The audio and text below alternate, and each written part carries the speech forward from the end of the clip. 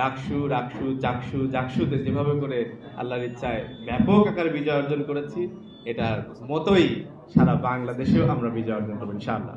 হয়তোবা তারা এভাবে করেই ভাবছে যে হয়তোবা জামাত ইসলামী ইনশাআল্লাহ ক্ষমতায় চলে আসবে।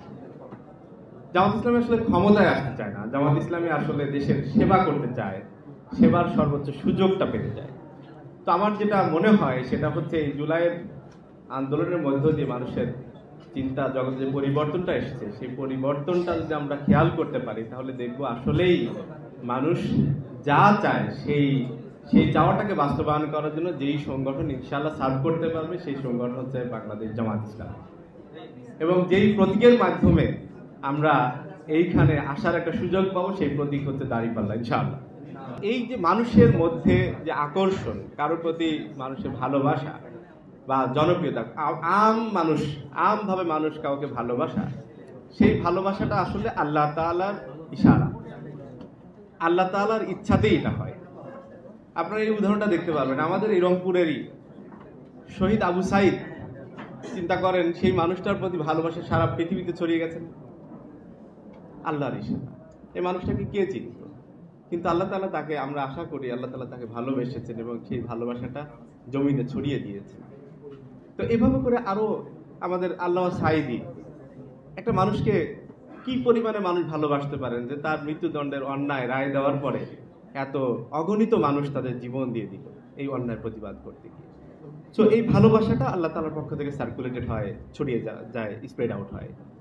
তো আমাদের সংগঠনের আমরা যদি চিন্তা করি, ধরেন আমিরে জামাতের প্রতি মানুষের ভালোবাসা যে পরিমাণে ছড়িয়েছে, আমাদের এরকম করে একজন মানুষের প্রতি ভালোবাসা আল্লাহর ইচ্ছা এভাবে করে সার্কুলেটেড হয়, স্প্রেড আউট হয়, তাহলে যেই মানুষগুলাকে আল্লাহ তাআলা ভালোবাসেন সেই মানুষগুলো যদি একত্রিত হয়, সে একত্রিত হয়ে যে সংগঠন তৈরি হবে, সেই সংগঠনের প্রতি মানুষের ভালোবাসা সার্কুলেট হবে না? নিশ্চয়ই হবে। তা আমরা তাহলে আল্লাহ তাআলার যদি প্রিয়তম সংগঠন হিসাবে আমরা তৈরি করতে পারি এই সংগঠনকে, তাহলে আমাদের সংগঠনের প্রতি মানুষের ভালোবাসা বাড়বে।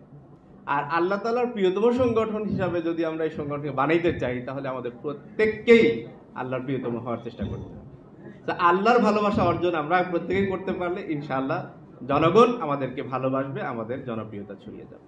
এই জন্য আমাদের এখানে দায়িত্ব আছে, আমরা মানুষের কাছে ভোট চাচ্ছি, মানুষের কাছে আমরা বিভিন্ন রকমের বিভিন্নভাবে মানুষকে মোটিভেট করার চেষ্টা করছি। সেই মোটিভেট করার সাথে সাথে খেয়াল করতে হবে মানুষ আমাদের কেন ভালোবাসছে। মানুষ আমাদেরকে আমাদের আদর্শের কারণে ভালোবাসছে। আমাদের এই আদর্শকে তথা দিনকে আমাদেরকে খুব মজবুতভাবে ধারণ করতে হবে, শক্তভাবে ধারণ করতে হবে। আমরা each and every man power যদি আমরা আল্লাহ তাআলার প্রিয়তম বান্দা হওয়ার জন্য আরো দৃঢ়ভাবে চেষ্টা করতে পারি তাহলে আশা করা যায় ইনশাআল্লাহ আমাদের এই আন্দোলনের জনপ্রিয়তা চারিদিকে সার্কুলেট হয়ে যাবে। ইনশাআল্লাহ আগামী দিনে আমরা যেভাবে করে ডাকসু রাকসু চাকসু জাকসুতে যেভাবে করে আল্লাহর ইচ্ছায় ব্যাপক আকারে বিজয় অর্জন করেছি, এটার মতোই সারা বাংলাদেশেও আমরা বিজয় অর্জন করবো ইনশাআল্লাহ। আর এই রংপুরের আসনে তো বটেই ইনশাআল্লাহ। সম্মানিত ভাইরা, এক্ষেত্রে আমি শেষ করতে চাই যে বিষয় নিয়ে, সেটা হচ্ছে যারা ঢাকার মধ্যে বসবাস করছি, আমাদের ওই এলাকায় বাড়ি, তাদের কাজটা কি? স্থানীয় মানুষেরা তো সবাই নির্বাচনের জন্য বিভিন্নভাবে ভূমিকা রাখছেন, কিন্তু আমরা কিভাবে করে ভূমিকা রাখতে পারি? আমরা মৌলিকভাবে তিনটা ভাবে বোধহয় ভূমিকা রাখতে পারি। নাম্বার ওয়ান হচ্ছে নেটওয়ার্কিং। আপনারা যারা ঢাকায় থাকেন, স্পেশালি এলাকার মানুষের মধ্যে অবশ্যই আপনাদের একটা স্পেশাল প্রভাব আছে, অবশ্যই আছে, থাকার কথা আমার মনে হয়। তো সেক্ষেত্রে আপনারা যদি ছোটবেলা থেকে এই যে এত বয়স পর্যন্ত যত মানুষের সাথে, এলাকার মানুষের সাথে আপনাদের পরিচয় হচ্ছে, আপনার ক্লাসমেট ছিল, আপনার বন্ধু ছিল, আপনার আশেপাশে প্রতিবেশী ছিলেন, এরকম মানুষদের যদি একটা তালিকা করতে পারেন, যে একজন ধরেন যে 200 মানুষের তালিকা করলেন, তাদেরকে সুযোগ থাকলে ফোনে কথা বললেন, সুযোগ থাকলে তাদের সাথে গিয়ে দেখা করলেন, এবং যদি আগামী 3 মাস তাদের সাথে কমিউনিকেশন মেনটেন করতে পারেন, আমার মনে হয় তারা আপনার কথা ফেলতে পারবে না। তাদের কাছে যদি আপনি ভোট চান ইনশাআল্লাহ তারা ভোট দেবে। 1 2 নাম্বার হচ্ছে যে আমাদের লেগে থাকা। আমরা একবার ভোট চাইলে হয় না, 2 বার 3 বার 5 বার।